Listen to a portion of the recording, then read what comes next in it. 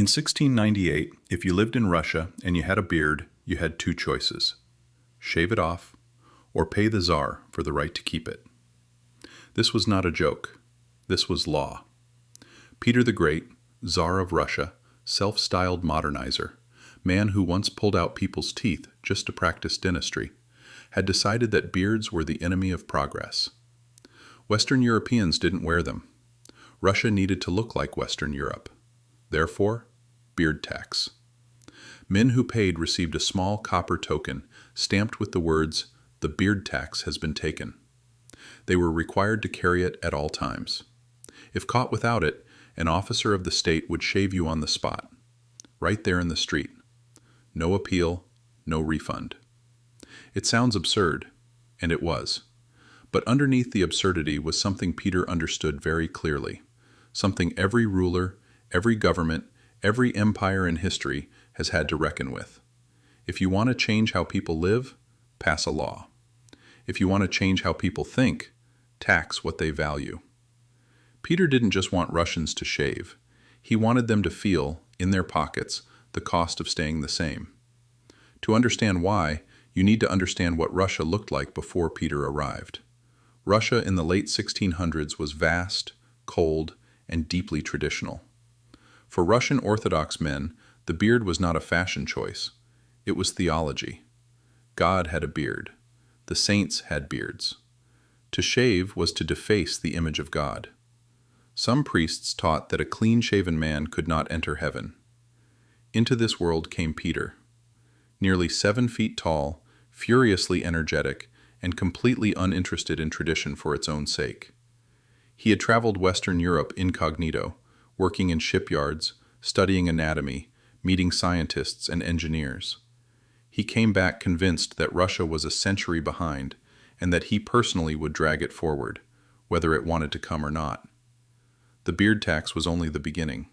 He taxed chimneys, beehives, bathhouses, the paper on which official documents were written, births, marriages, and deaths. At one point, there was even a tax on wearing traditional Russian clothing. You could keep dressing the old way, but it would cost you at the city gates.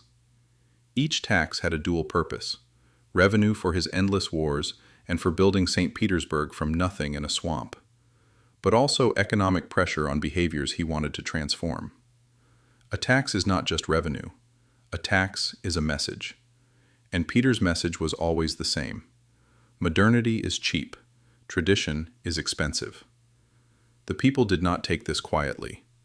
In 1705, in Astrakhan on the Caspian Sea, soldiers and townspeople rose up.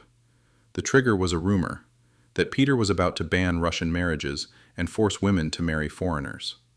It wasn't true, but it spread because it was believable, because Peter had already done so many things that had seemed impossible. The Astrakhan rebellion lasted nearly a year. It took a full military campaign to suppress it. The ringleaders were executed, but the underlying anger, at taxes, at forced changes, at a czar who seemed to be at war with his own people's identity, never fully disappeared. This was not unique to Russia. The history of taxation is, in large part, the history of people deciding they have had enough. The English forced the Magna Carta on King John in part over illegal taxation.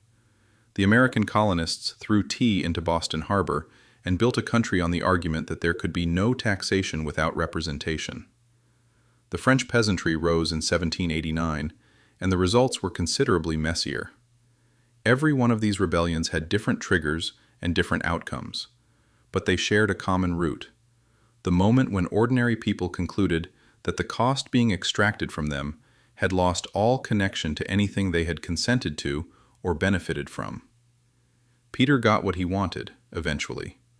Russia modernized. St. Petersburg rose. The navy was built. By the time Peter died in 1725, Russia was unrecognizable compared to the country he had inherited. But the beard tax was quietly abolished by his successors. The copper token, the little stamped disc that said, "The beard tax has been taken," became a collector's item. You can find them in museums today. A small, almost comical artifact of the moment when a government decided to tax identity itself, and learned just how far people would go to keep what they believed made them who they were.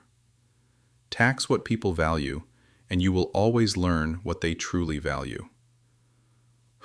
I'm Pecunia historian. The history of money is the history of everything.